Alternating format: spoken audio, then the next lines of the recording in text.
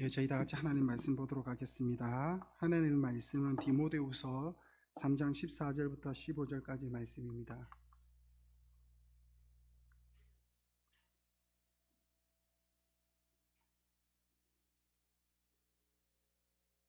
예. 저희 김영래 권사님 기도해 주시겠습니다.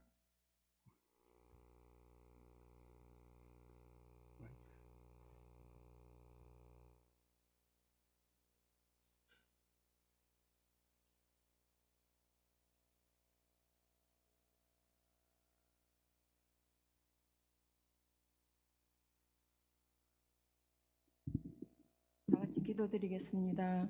사랑의 하나님 아버지 은혜를 감사합니다. 아버지 하나님 이 시간까지도 주의 은혜로 살았음을 고백합니다. 아버지 하나님 우리의 삶 속에 하나님이 늘 동행하시며 우리의 어느 길에 섰든지 하나님께서 함께 하셨음을 감사드립니다. 아버지 하나님께서 이 백동교회를 사랑하시고 또 저희들을 불러 하나님의 일꾼 삼으시고 또한 아버지 하나님 기도할 수 있는 은혜를 주시니 또한 감사드립니다. 아버지 하나님 날마다 모여서 기도하는 교회가 되게 하옵시고 주님의 영광을 위하여 세워지는 하나님의 전이 되게 하여 주시옵소서.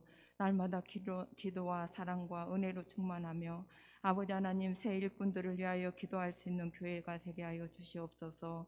우리 중고등부 학생들 또한 청년부들 하나님 아버지 그들의 앞날에 하나님께서 함께하여 주실 줄 믿습니다. 아버지 하나님 중고등부 학생들이 아버지 하나님 또한 이 질병으로 인하여 나오지 못하는 아이들이 너무 많습니다.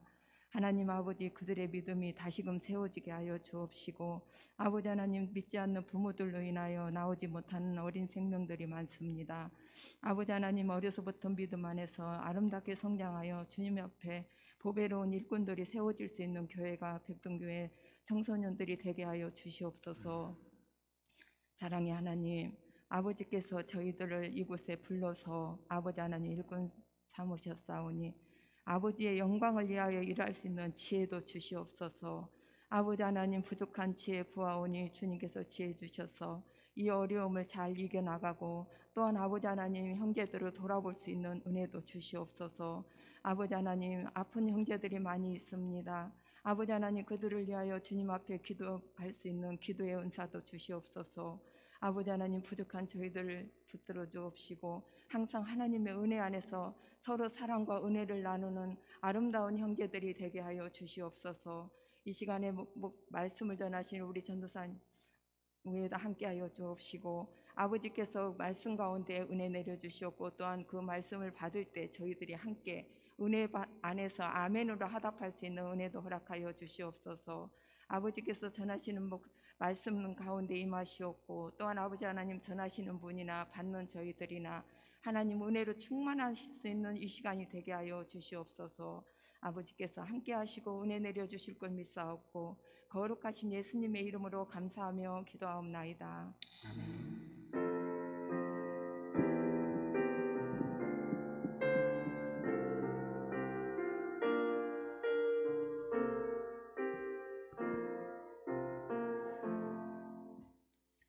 예, 진행이 미숙해서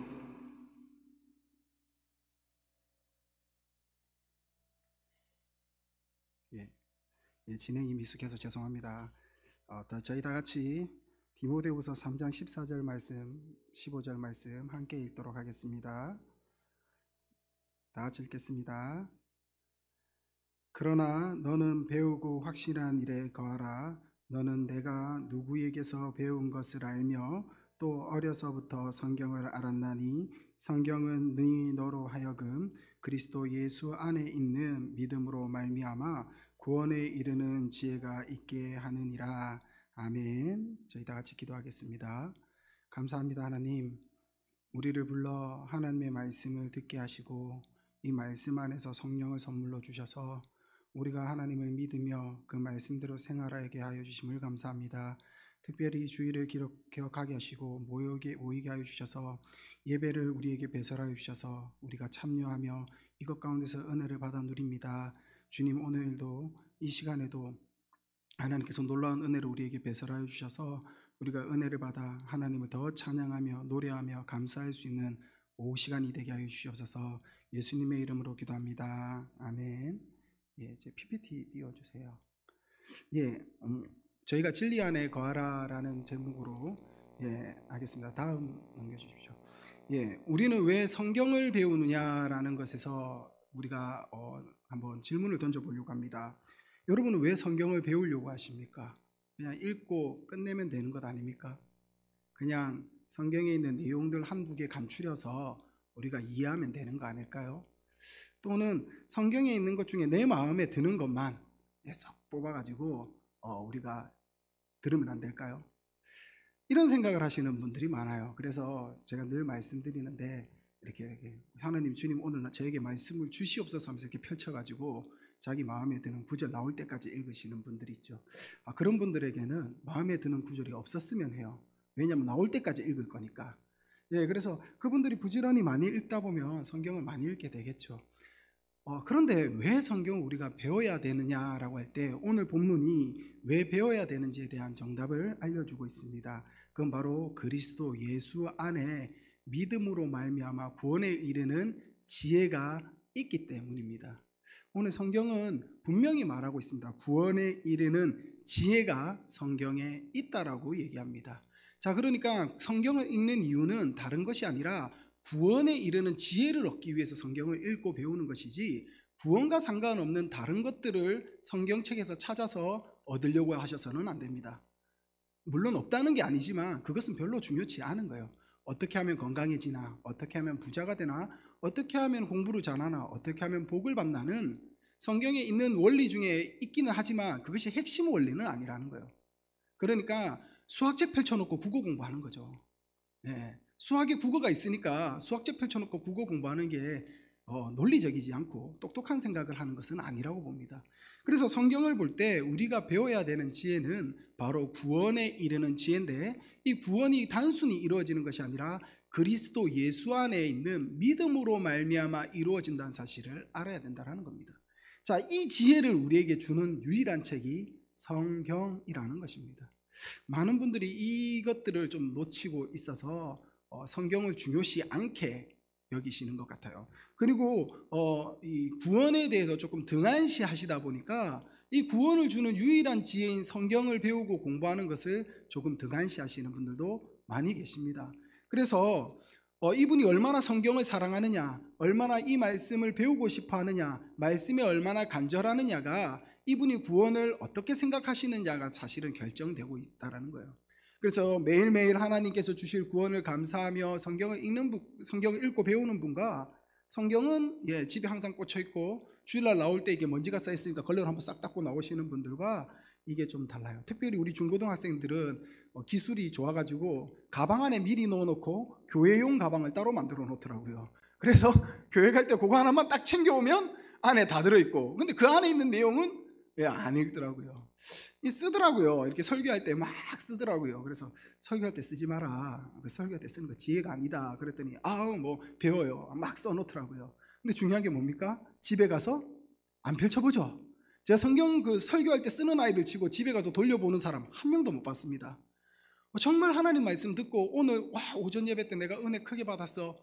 이 말씀 한 번 더 들어야지 해서 집에 가서 혹시 오후 예배 설교 유튜브로 찾아보시는 분, 오전 예배 설교를 나 오늘 오후에 한 번 더 들을래 하면서 유튜브 켜서 한 번 더 들으시는 분 계십니까?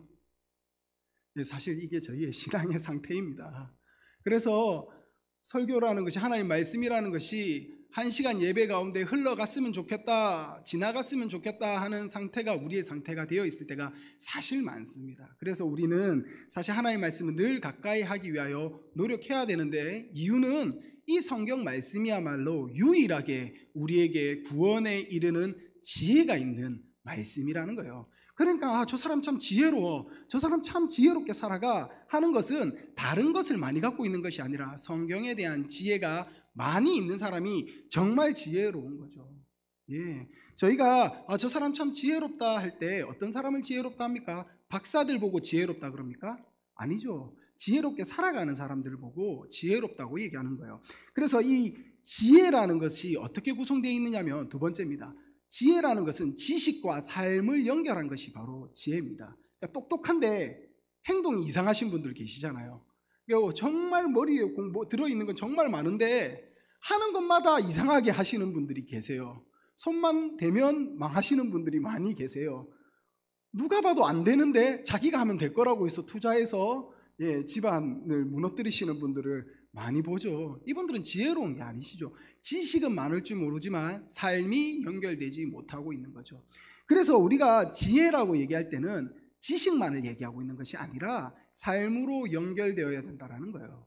즉 성경 말씀은 단순히 1, 2, 3, 4, 5, 6 순서대로 우리가 어떤 지식을 알아야 될지를 나열한 게 아니라 이 지식이 어떻게 너희의 삶과 연결되어야 되는지를 항상 성경은 같이 설명하고 있습니다. 그러니까 하나님께서, 예수님께서 설명하시잖아요. 내 이웃을 사랑하라라는 말씀을 할 때 형제를 미워하지, 살인하지 말라를 설명하시면서 뭐라 그럽니까? 내 친구 보고 나가라고 하는 자들, 그리고 마음속으로 미워하는 자들은 이미 뭐 했다고요? 살인했다라고 얘기하면서 너희의 삶 속에서 형제를 사랑하는 방법이 욕을 하지 않고 분을 품지 않는 것이라고 분명히 설명하고 계시고, 분을 품을 수 있죠. 왜 화가 안 나겠습니까? 사람인데. 분을 품더라도 언제까지만 품으라고요? 해지기 전까지만 품고 해지고 나서는 분을 품지 말라고 합니다. 그러니까 부부싸움도 해지면 하지 마십시오. 왜 그렇습니까? 밤 되면 사람이 좀 감성적이게 돼서 이게 조금 더 폭력적이게 되고 남이 안 보기 때문에 더 심하게 싸우게 된다는 거예요. 낮에 부부싸움 하시는 분들 봤습니까? 잘 없습니다. 밤에 더 합니다. 이 하나님의 말씀을 보면 우리가 어떻게 살아가야 지혜로울지가 사실 성경 말씀에 다 들어있다는 거예요. 그러므로 우리가 형제를 사랑하는 방법, 그건 바로 분을 품지 않고 미워하지 않고 상대에 대해서 비판하지 않는 것, 이런 것들을 다 설명하고 있다는 거예요. 이게 단순히 지혜가 아니라 어떻다고요? 명령의 형태로 우리의 삶 속에 주어졌다는 거예요. 그러니까 성경 말씀은 단순히 지식을 전달하는 것이 아니라는 거예요. 그러니까 제가 성경 공부를 많은 사람들을 가르쳐 봤는데 많은 청년들이 처음에 저한테 올 때는 어떻게 오냐면 지식을 얻기 위해서 와요. 논리적인 설명이 있겠지 하고 와요. 그런데 성경 공부를 하다 보면 대부분 뭐냐면 자세 똑바로 해. 자세 똑바로 펴지세요. 그렇게 살면 안 됩니다. 똑바로 사세요. 요걸 계속 얘기하니까 청년들이 이제 점점 떠나가는 거죠. 점점 떠나가는 거죠. 왜냐하면 정말 자질구레한 하나까지도 우리가 생각하게 만들거든요. 왜 그러냐면 하나님의 말씀은 지식으로 머리로 움직이는 것이 아니라요, 실제 우리의 삶 속에서 적용되어야지만이 이 말씀이 우리의 것이 되고 우리가 그 말씀을 실천할 수 있게 되는 거예요. 안식일을 기억하여 거룩히 지키라 라고 얘기할 때 내 남종이나 여종도 다 들어가는 거 알죠? 그래서 내가 기독교 사역가가 됐다 그러면 내일 당장 낫기가 급해요. 근데 주일날 일을 해야 될 것 같아요. 어떻게 해야 됩니까? 당연히 쉬게 해야 되죠. 근데 그렇게 쉬면 어떻게 됩니까? 내일 낫기를 못하죠. 여러분, 이 딜레마를 어떻게 푸시겠습니까? 그래서 저는 아이들에게 가르칩니다. 당일날 내일 낫게 하게 만들지 말고 한 주, 2주 전에 미리 끝내놔라. 미리 해놓고 평소에 열심히 하고 성실하게 부지런히 해라. 미루지 말고. 그래서 그리스도인들은 지혜롭게 살아가는 거예요. 남들처럼 아둥바둥 살아가는 것이 아니라 미리 확실하게 분명하게 정리를 싹 해놓고 삶을 정리해놓고 언제든지 뒤돌아설 준비를 하면서 살아가는 거예요. 자, 그렇게 살아가는 사람들이 낫기를 못 맞출까요? 다 맞추고도 남죠. 어떤 사람들이 낫기를 못 맞춥니까? 게을리 살아가다가 당일날 우당탕탕 하려고 하니까 이게 더 안 되는 거죠. 그래서 그리스도인들이 왜 지혜롭습니까? 닥쳐서 하는 사람들이 아니라 미리 하는 사람들입니다. 그래서 공부도 주일날 하지 말라는 거예요. 언제 해놓으라고요? 미리 좀 완벽하게 해놓으세요. 주일날 1시간 더 할 걸 평일날 10분씩 더 나눠서 하십시오. 그럼 똑같은 1시간 아닙니까? 주일날 2시간 공부해야 돼요. 평일날 20분씩 더 준비해 공부하시면 됩니다. 3시간 더 해야 돼요. 평일날 30분씩 더 해놓으면 됩니다. 그러면 주일날 굳이 우당탕탕 하지 않아도 내일 시험 칠 때 자기 성적이 안전하게 나온다라는 거예요. 이게 지식과 삶이 연결되는 사람들입니다. 만일에 삶이 없다면, 지식과 삶이 연결되지 않는다면 우리는 교조주의에 빠지고 마는데 이건 그냥 말싸움인 거죠. 여러분 중국 무술 아십니까? 중국 무술이 이게 실제로 이게 싸우고 이게 하는 것으로 발전하지 않고 이게 말로 하는 무술이 발전했다라는 거예요. 그래서 실제 중국 무술은 전혀 실전성이 없는데 왜 그러냐면 말로만 하니까. 내가 오른손 주먹을 네 얼굴에 때리면 어떻게 할래? 그럼 나는 왼손으로 네 오른손 주먹을 쳐낸 다음에 돌아서서 배를 딱 때리면 끝. 그러면 걔가 뭐랍니까? 배를 맞기 전에 몸을 틀어서 네 턱에다가 주먹을 꽂으면 끝. 그러면 걔가 뭐랍니까? 턱에 주먹이 날라오기 전에 얼굴을 뒤로 뺀 뒤에 주먹을 피하고 들어가서 잡고 땅에다 꽂으면 끝. 그러면 걔가 뭐랍니까? 땅에 떨어질 때 낙법을 쳐서 일어나서 다리를 걸어서 넘어뜨리며 이런 식으로 발전했다라는 거예요. 그리고 실제 사람과 상대하는 것이 아니라 나무통 두고 퉁퉁 나무만 때리는 거예요. 가만히 있는 거. 그래서 실제로 붙으면 아무런 실전성이 없고 실제로 아무것도 할 수 없는 것이 중국 무술이라는 거예요. 기독교가 삶을 빼놓고 지식을 얘기한다. 마치 이런 거예요. 당신 어떻게 구원받아요? 예수 믿어 구원받죠. 믿음이 뭡니까? 할렐루야 아멘하고 교회 예배 참석하면 되죠. 그런데 평소의 삶은 여러분 누구죠? TV 끄고 저희가 예배 마치고 집에 돌아가서 박철영은 누굽니까? 가정에서의 박철영은 그리스도인입니까? 직장에서 박철영은 그리스도인입니까? 사회 속에서 박철영은 그리스도인입니까? 이것이 연결이 안 되시는 분들이 많아서 어느 순간 기독교인들은 말만 많다가 돼버리는 거예요. 이걸 교조주의라고 하는 거예요. 마치 중국 무술과 같이 말로만 하는 거죠. 말로만 하는 게 무슨 능력이 있습니까? 나 너 사랑해 하면 뭐 해야 됩니까? 안아주든지 뽀뽀를 해주든지 용돈을 주든지 돈을 주든지 뭐 선물을 주든지 해야지. 나 너 사랑해. 처음엔 좋죠. 그 다음에 또 사랑한다 그러면 말로만 한다 그러죠. 세 번째 하면 짜증납니다. 네 번 들으면 그만하라고 싶어요. 왜 그렇습니까? 말로만 하기 때문이죠. 말로만 하지 말고 어떻게 해야 된다고요? 삶으로 실천하는 것이 같이 가야 된다는 겁니다. 그러니까 말이 필요 없다라는 것이 아닙니다. 말도 해야 되고요. 삶도 같이 살아야 됩니다.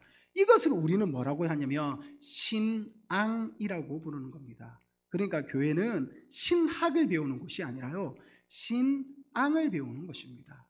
그러니까 여러분과 저는 신앙을 전달하는 공동체예요. 그러니까 아이들에게 야 성경 공부해 라는 얘기는 단순히 성경 읽으라가 아니라 부모로서 자녀들에게 하나님 말씀대로 사는 것이 무엇인지를 모범으로 보여주는 건 역시 신앙을 전달하는 거예요. 그거야말로 성경을 올바르게 가르치는 것 중에 하나라는 거예요. 너 집에 가서 성경 읽어 도 중요하지만 그 말씀대로 살아가는 자세를 보여주는 것이 바로 부모의 모습이라는 거예요. 교회 주일학교 선생님이 아이들에게 야 너 이거 읽었어? 만 보여주는 것이 아니라 그 읽었을 때 나는 어떤 삶을 살았다까지 연결하는 거, 이게 바로 성경을 배우는 것입니다. 자, 다음.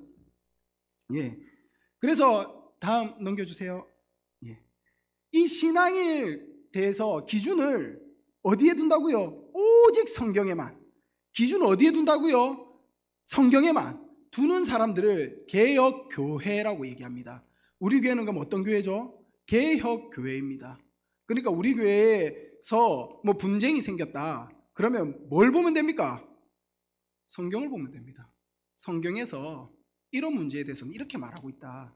특히 구원의 문제에 대해서는 이렇게 말하고 있다. 이단들이 올 수 있죠. 잘못된 사상을 가진 사람들이 올 수 있죠. 얼마든지 올 수 있습니다. 오는 걸 오지 마세요 할 수는 없지 않습니까? 왔을 때 그 사람에게 우리 교회는 이렇게 믿습니다. 이것을 주장합니다. 이것이 우리의 신앙입니다. 라고 분명히 얘기하면 둘 중에 하나가 일어나겠죠. 하나는 맞습니다. 저도 그것이 옳아서 이 교회 선택했습니다. 또 하나는 나는 그렇게 생각 안 하는데요 라고 하죠. 그럼 이렇게 생각 안 하는 사람들에게는 두 가지 중에 하나를 선택해야 됩니다. 하나는 그분의 생각을 꺾어서 교회에 맞추든지 죄송하지만 다른 교회를 찾아가시는 것이 옳습니다. 그래서 우리는 성경에서 벗어난 진리를 말하지 않습니다. 성경에서 말하지 않는 신앙을 말하지 않습니다. 오직 성경만을 우리는 기준으로 삼습니다. 그런데 전도사님, 우리는 이때까지 매주 박철영 전도사와 함께 대요리 문답을 배우지 않았습니까? 왜 교리를 가리킵니까? 라고 얘기하죠. 이 교리가 바로 성경을 해석하는 요약집입니다. 교리가 뭐냐면 성경 전체에 있는 내용들을 핵심적인 내용들을 요약 압축한 것을 바로 교리라고 하는 겁니다. 왜냐하면 성경은 너무 많은 것을 방대하게 순서 없이 가르치고 있기 때문이에요. 그래서 사실 로마서 안에 많은 분들이 로마서 설교해 보세요 이렇게 들어보면 저 부분은 저 부분이 아닌데 저거는 저렇게 설명하시면 안 되는데 저거는 성화를 설명하고 있고 저거는 칭의를 설명하고 있고 저거는 믿는 사람한테 얘기하고 있고 저거는 안 믿는 사람한테 얘기하고 있고 굉장히 복잡해요. 굉장히 복잡합니다. 그래서 마틴 로이드 존스 목사님이 로마서를 책을 써낸데 14권 이렇게 쭉 써냈죠. 굉장히 길더라고요. 그거 다 읽는데 그 서문강 목사님이 번역하는데 그 자신의 평생을 들일 정도로 긴 책을 써냈다라는 거예요. 그러니까 쉬운 게 아닙니다. 그러니까 성경 하나를 우리가 마스터해서 배운다는 것도 쉬운 게 아닙니다. 그럼 어떻게 교육합니까? 우리 주일학교 아이들에게 창세기부터 요한계시록까지 하나 배우는데도 엄청난 시간을 가르쳐야 되는데 사실 우리가 교육할 수 있는 기간이 주일학교, 중고등부, 청년회까지 해봐야 10년, 20년밖에 안 되는데 이 안에 언제 성경을 다 가르쳐서 언제 선교사로 내보내고 언제 삶으로 살아가게 만들고 언제 세상 가운데 믿음의 그리스도인으로 세웁니까? 못 세우는 거죠. 그러니까 포기해버리죠. 뭐만 하면은 그리스도인으로 인정해줄게? 교회만 나오면 그리스도인으로 인정해줄게가 돼버린 거예요. 문제는 뭡니까? 아이들이 하나님 말씀으로 세상을 못 살아가는 거죠. 그러다 보니까 자연히 어떻게 됩니까? 신앙이 별로 도움이 안 된다는 것을 알게 되는 거예요. 왜요? 구원에 이르는 지혜를 얻으려고 하지 않고 복 받는 방법을 자꾸 생각하려고 하니까요. 왜 나는 교회를 다니는데 취업이 안 되지? 나는 왜 교회를 다니는데 직장을 못 들어가지? 왜 나는 교회를 다니는데 결혼이 이렇게 힘들지? 왜 나는 교회를 다니는데 좋은 부모님을 못 만났을까? 이런 생각을 하다 보면 교회 안 다니고 자기 마음대로 사는 게 편하게 되는 거예요. 그런 아이들을 하나님 말씀으로 어릴 때부터 철저히 교육하는 방법이 무엇인가를 우리 믿음의 선배들이 늘 고민했다라는 거예요. 여러분, 장로교회가 순교자가 제일 많은 거 알고 계십니까?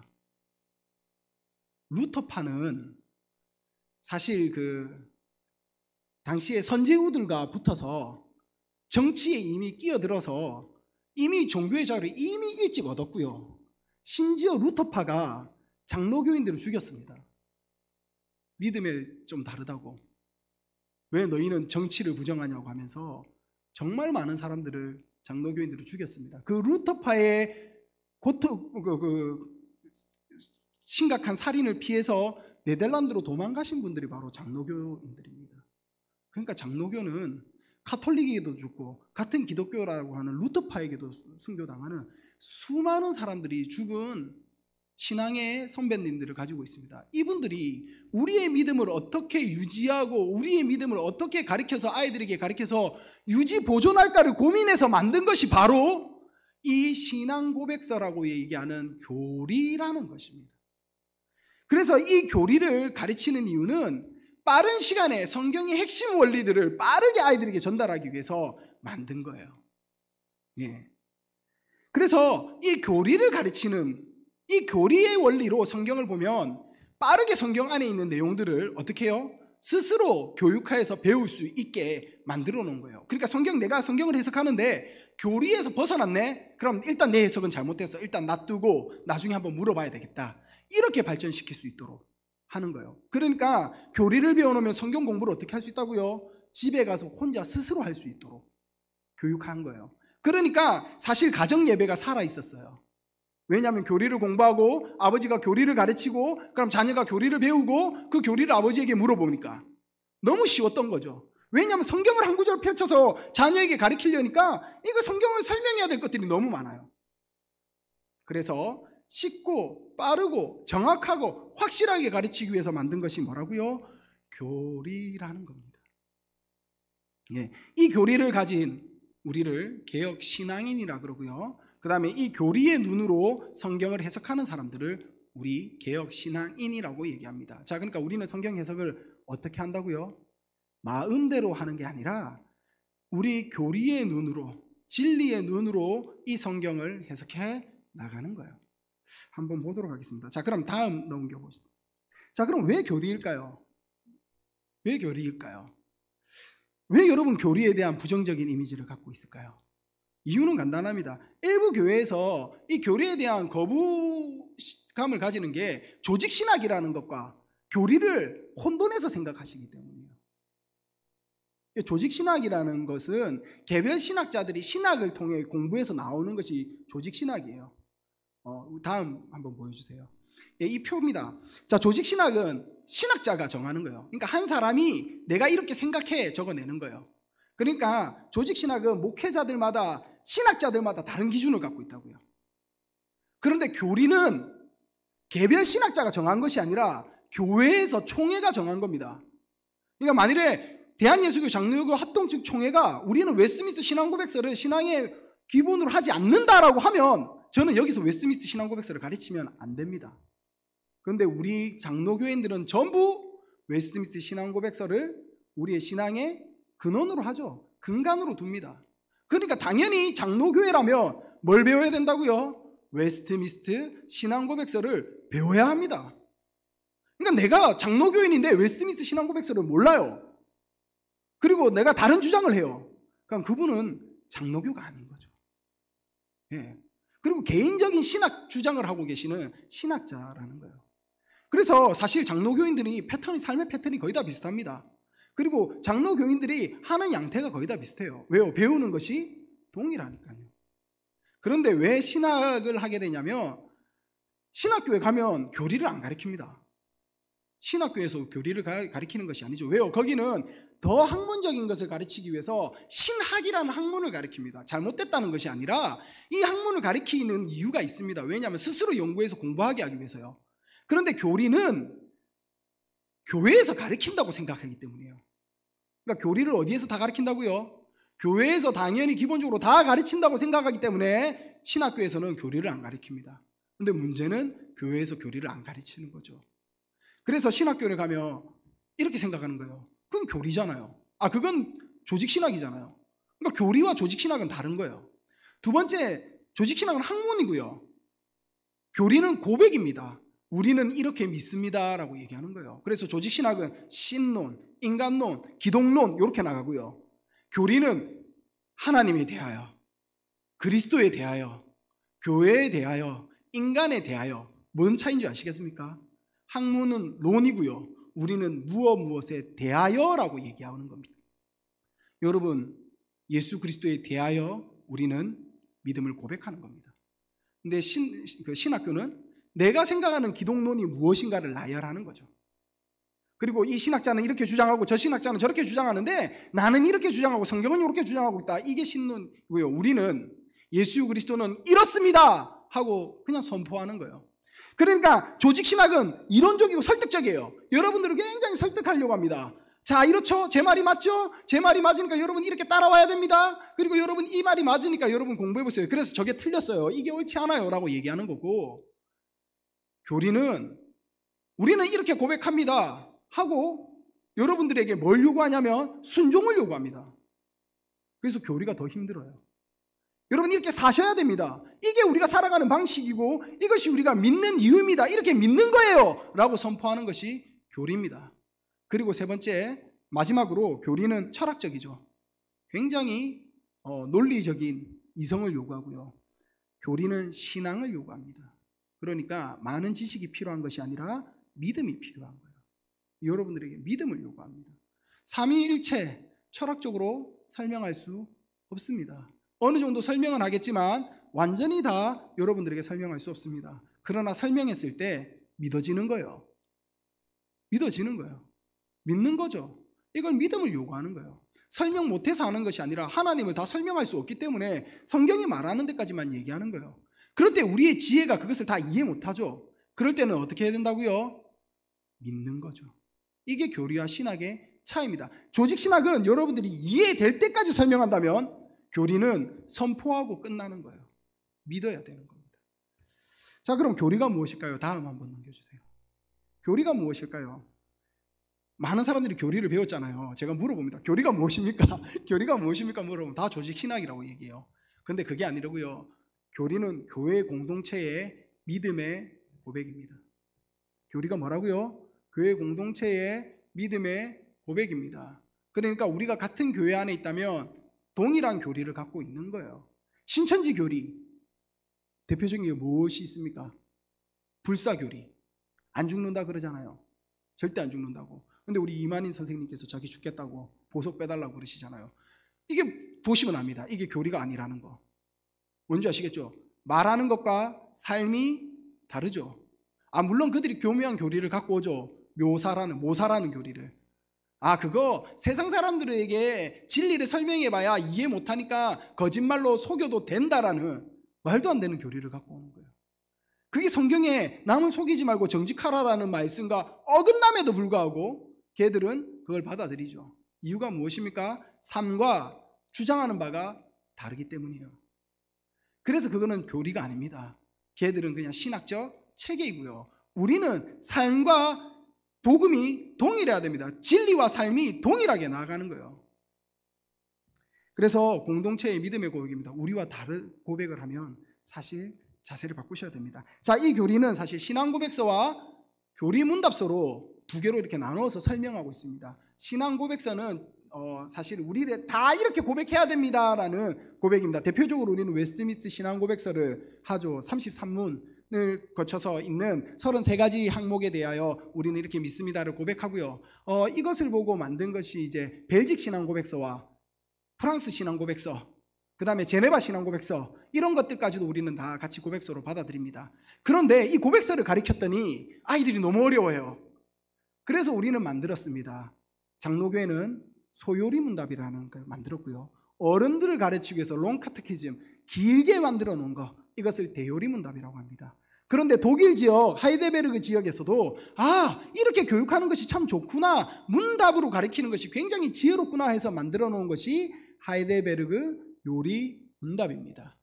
그래서 사실 신앙교육은 묻고 답하는 형태로 이루어지는 것이 가장 좋습니다. 제가 항상 질문으로 성경 공부를 시작하는데, 질문으로 성경 공부를 시작하는 이유는 내가 무엇을 모르는지를 먼저 알고 나면 알려고 내가 활성화되기 때문이에요. 맞네, 저거 뭐지? 하는 의문을 가지면 배우려고 내가 활성화되기 시작하기 때문이에요. 그래서 질문을 먼저 하고 그 답을 생각할 때, 이 답을 던졌을 때 훨씬 더 효과적으로 두뇌가 돌아가는 거예요. 그러니까 주입식보다는 생각하도록 만드는 교육이 바로 묻고 답하는 방식입니다. 다음 넘겨주십시오. 자, 그래서 교리라는 것은, 이 교리문답 한 장 넘겨주세요. 자, 교리문답이라는 것은 기독교인의 원리를 질문으로 묻고 답하고 돼 있는 거예요. 그런데 우리 교리문답이라고도 하는데 요리문답이라고도 부르죠. 소요리문답, 대요리문답이라고 얘기합니다. 이거 잘 모르시는 분들은 저거 일본 일제시대 때 이 하나가 한문이 들어오니까 교리를 요리라고 발음한 거 아니냐라고 하시는 분도 있고, 어떤 분들은 무지하게 저게 뭐냐, 왜 저런 식으로 요리가 뭐냐, 빨리 바꿔라 교리문답으로, 이렇게 하시는 분들이 있는데, 그분들은 요리문답을 잘 모르시는 분들이에요. 요리문답이라고 쓰는 이유가 있습니다. 이 요리문답의 요는 요긴할 요자입니다. 주로 주요하다 할 때 쓰는 이 요자라고요. 리는 다스릴 일자고. 그러니까 무슨 요리문답이라는 것이 무슨 말입니까? 우리가 볼 때 정말 중요한 걸 순서대로 만들어 놓은 것을 요리문답이라고 하는 거예요. 그러니까 소요리문답은 뭐라고요? 우리가 볼 때 중요한 것 순서대로 주요한 거를 가르치는 교리문답서를 요리문답이라고 하는 거예요. 또 어떻게 표현하냐면, 요긴할 요자니까 우리가 필요할 때 정말 요긴하게 쓸 수 있는 진리를 가르치는 것, 이것을 뭐라 그런다고요? 요리문답이라고 하는 거예요. 그러니까 이제 어디 나가서 우리 교회 소요리문답해, 대요리문답해 하는데, 누가 요리문답이 뭐야, 교리문답이라고 해야지 하면 어떻게 합니까? 내가 한 수 가르쳐 줄게. 그거 그렇게 하는 거 아니야. 요자가 요긴할 요자야. 그래서 요긴하고 주요한 교리를 요약해놨다 할 때 요리문답이라고 하는 거야. 이렇게 딱 한 수 해주면 이제 다니는 교회가 어디입니까? 백동교회입니다.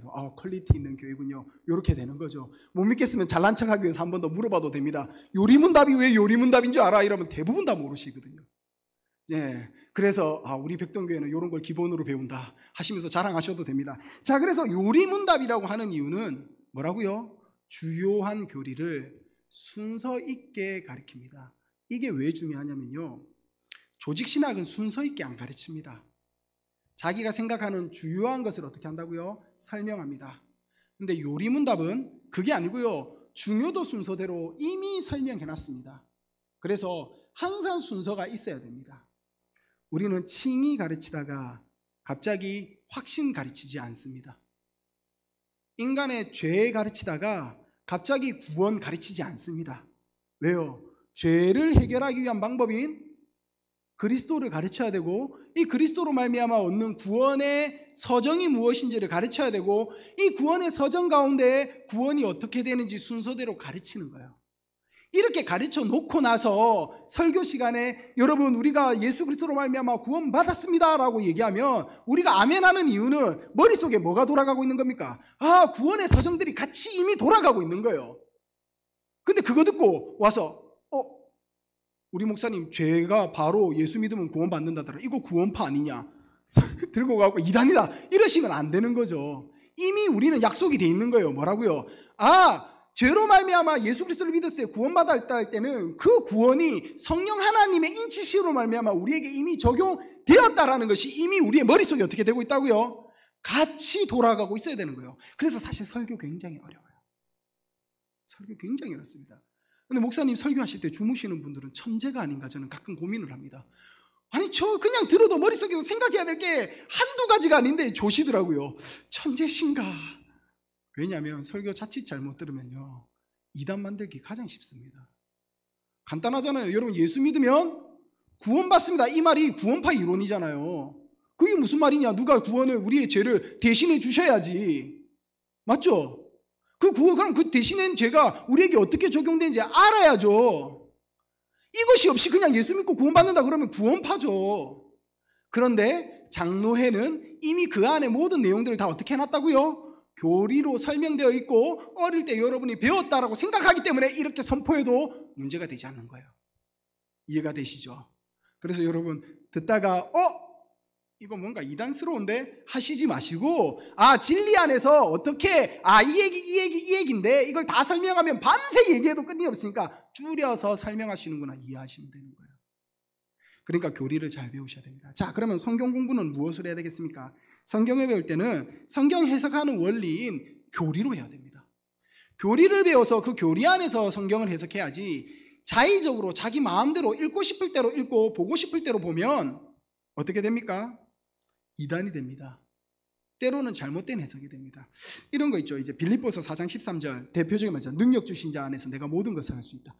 중학생, 고등학생, 청년들 다 이거 정말 잘 외우고 있어요. 능력 주신 자 안에서 내가 모든 걸 할 수 있어요. 전도사님, 하나님 저에게 능력 주시면 제가 모든 걸 할 수 있습니다. 전도사님 저 그렇게 보지 마세요. 하나님이 저에게 능력 주시면 저 다 할 수 있어요 라고 얘기하는데 우리 교리하고 달라요. 또 그렇게 얘기하면 안 되죠. 왜 그렇습니까? 우리는 그렇게 얘기하지 않죠. 그럼 빌립보서 4장 11절과 13절의 말씀 뭐라고 되어 있습니까? 내가 궁핍함으로 말하는 것이 아니라 어떤 형편에든지 나는 자족하기를 배웠나니 나는 비천에도 처할 줄 알고 풍부함에도 처할 줄 알아 모든 일에 배부른가 배고픈가 풍부와 궁핍에도 처할 줄 아는 일체의 비결을 배웠노라 하고 나서 뒤에 나오는 게 뭐예요? 내게 능력 주시는 자 안에서 내가 모든 것을 할 수 있다. 이 말은 무슨 말이에요? 나는 자족하는 법을 배웠다. 나는 하나님께서 어떤 환경을 주셔도 하나님께 감사하는 삶, 오늘 오전 예배 설교와 같이 하나님의 예수 그리스도 앞에 엎드리는 삶을 나는 모든 환경 가운데서도 배웠다, 이 말을 사도 바울은 하고 있는 거죠. 근데 청년들은 어떻게 이해한다고요? 이 한 구절만 딱 읽고 저 올마이티예요. 주님 나에게 능력 주시면 내가 예수님 같은 능력을 낼 수 있어요. 사람도 고치고요. 이 얘기한다고요. 완전 다른 얘기죠. 또 대표적인 게 무엇이 있습니까? 마태복음 7장 7절 8절 구하라 찾으라 두드기라 그리하면 너희에게 모든 것을 주시리라, 이 말씀 믿고 전도사님 기도해야 돼요. 산에 올라가요. 소나무 뿌리 뽑을 때까지 기도해야 돼요. 주여 100번 외치고 기도해야 돼요. 해보셨죠? 소나무 뿌리 왕년에 한 번씩 다 뽑아보셨잖아요. 저도 뽑아봤거든요. 가만히 있는 산에 있는 나무 소나무 뽑아야 된다 해서 소나무를 얼마나 흔들면서 기도했던지 나중에 알았어요. 이게 살림훼손이라는 거. 가나안 수양간에 제가 뽑은 소나무가 한 2개는 될 거예요. 왜냐하면 고등학교 때 맨날 갔으니까요. 수요일마다 가고 수요 예배 마치면 올라가고 금요 철야 마치고 올라가고. 왜 뽑았는지 모르겠어요. 그게 아니었던 건 아니죠. 똑같은 병행 구절인 누가복음 11장 9절에 똑같은 말씀이 나오고 13절에 뭐라고 나오냐면 너희가 악한 것을라도 악할지라도 좋은 것을 자식에게 줄 줄 알거든 하물며 너희 하늘 아버지께서 구하는 자에게, 이게 핵심입니다. 성령을 주실 줄. 뭐라고요? 성령을 구하라는 거예요. 그게 뭘 구하라는 거예요? 성경에 많이 나와 있죠. 먼저 그의 나라와 그의 의를 구하라라고 분명히 말씀하시는 거죠. 그리고 성령을 구하고 성령을 찾고 성령을 두드리라는 거죠. 달라고. 성령을 왜 두드려야 됩니까? 그러면 방언하고 예언하기 위해서요? 아니요.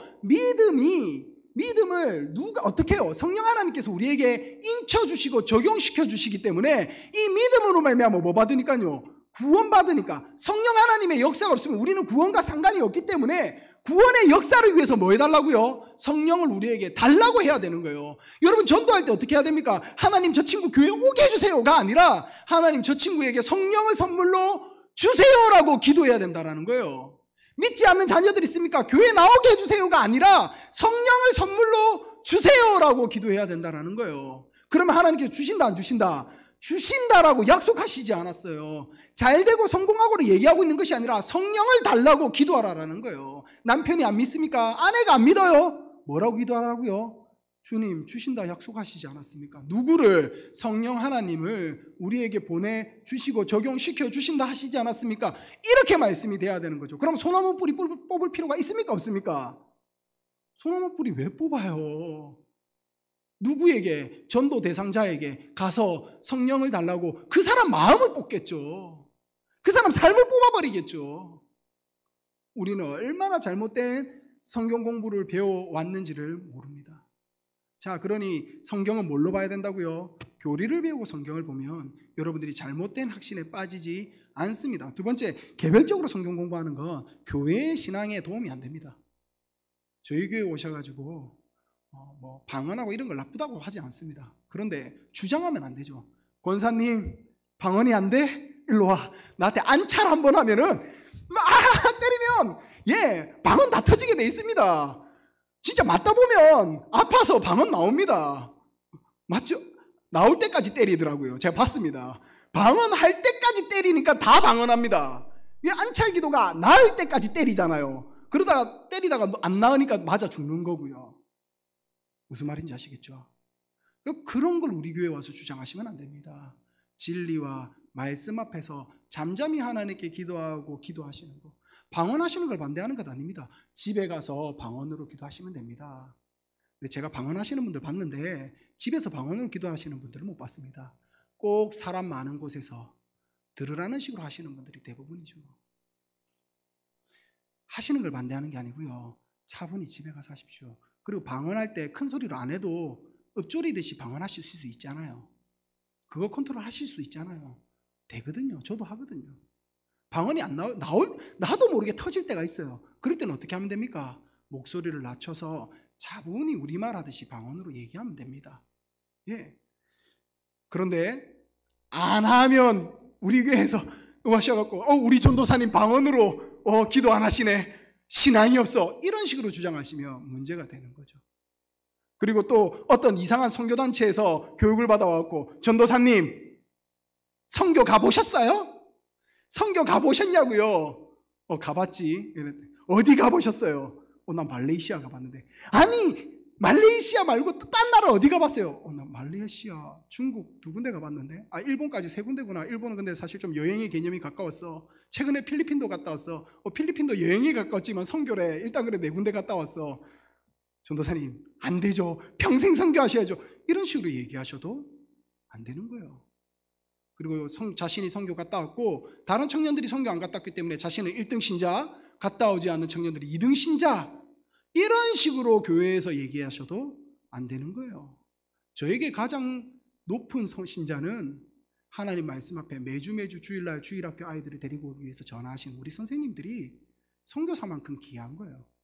전도사나 교사나 교회에서 식당에서 봉사하시는 분들이나 다 동일하게 하나님 앞에서 성실하게 일하는 것이지 특별히 무엇이 더 중요하고 덜 중요하고가 존재하지 않고요. 물론 우선순위가 있는 것일 뿐이지 누가 더 거룩하고 덜 거룩하고는 존재하지 않습니다. 여러분, 직장은 더러운 것입니까? 제약된 것이에요? 아니죠. 직장 역시 하나님 우리에게 주신 거룩하고 아름다운 것이고요. 그것을 하나님의 영광이 더 드러나도록 최선을 다해야 되는 것이 우리의 삶이라는 거예요. 왜 교회만 깨끗합니까? 왜 교회만 거룩하게 하십니까? 우리에게 주신 모든 삶을 다 어떻게 해요? 거룩하고 깨끗하게. 그게 그리스도인이 주신 은혜입니다. 자, 마지막으로 개인적으로 성경 공부하게 되면 이 이단들의 잘못된 사상들과 성경의 진리를 잘못되게 적용하시는 분들이 반드시 다가오게 되어 있습니다. 예.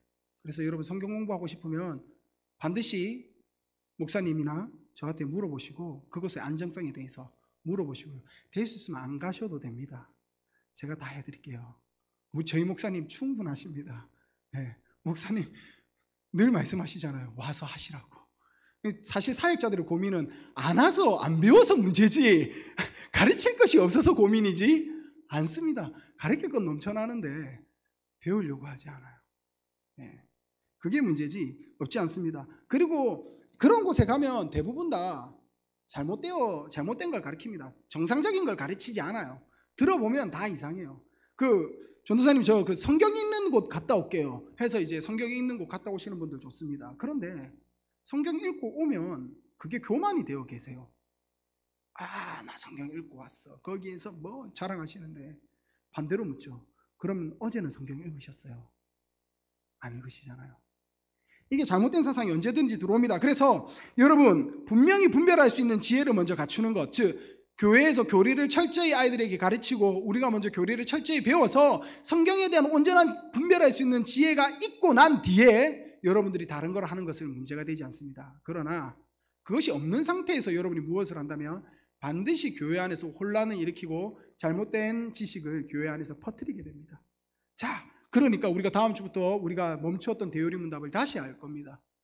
전도사님 인간의 지식 가르치지 마세요 라고 얘기하지 마시고요. 성경의 진리를 우리가 쉽고 간단하게 배우는구나 라고 이해하시고 우리가 잘 배워서 어떻게 해요? 요긴하고 주요하게 사용해 먹어야 됩니다. 사실 교리는 써먹는데 지혜가 있는 거예요. 그래서 여러분들이 배웠다면 멈춰 계시지 마시고 주변에 있는 사람들 있으면 어떻게 해요? 불러서 야 와봐. 야 너 이거 알아? 너 이거 알아? 이게 이거야. 이거야. 그리고 이렇게 살아야 돼. 그리고 내가 사는 법을 보여줄게 하면서 여러분들이 그 삶을 살아가는 우리 백동교회 성도님들, 특별히 우리 중고등부 학생들이 되기를 원합니다. 기도하시겠습니다. 감사합니다. 하나님, 우리에게 이런 놀라운 지혜를 주셔서 감사합니다. 또한 특별히 믿음의 선배들을 통해 이 진리들을 요약하여서 또한 주요한 진리들을 잘 설명하여서 우리에게 주심도 감사합니다. 주님, 더 감사한 것은 성경을 우리에게 주셔서 이 성경을 읽고 공부하고 배우고 이 말씀대로 살아가게 하심이 우리의 인생의 가장 중요한 그리고 가장 귀한 은혜 아닌가 싶습니다. 이 은혜를 받았는데도 우리는 이 말씀을 등한시 배우고 게을리 배우고 있는 것 아닐까요? 주님, 우리를 다시 한번 더 고민하게 하셔서 이 진리 안에 말씀 앞에 온전히 서서 하나님의 말씀대로 살아가며 서로가 서로를 사랑하며 섬기며 아껴주며 이해해주며 살아가는 우리 백동교회 되게 하여 주시옵소서. 예수님의 이름으로 기도합니다. 아멘. 주기도문으로 예배를 마치도록 하겠습니다. 하늘에 계신 우리 아버지여, 이름이 거룩히 여김을 받으시오며 나라에 임하옵시오며 뜻이 하늘에서 이루어진 것 같이 땅에서도 이루어지이다. 오늘날 우리에게 일용할 양식을 주옵시고 우리가 우리에게 죄 지은 자를 사하여 준 것 같이 우리 죄를 사하여 주십시고 우리를 시험에 들게 하지 마옵시고 다만 악에서 구하시옵소서. 대개의 나라와 권세와 영광이 아버지께 영원히 있사옵나이다. 아멘.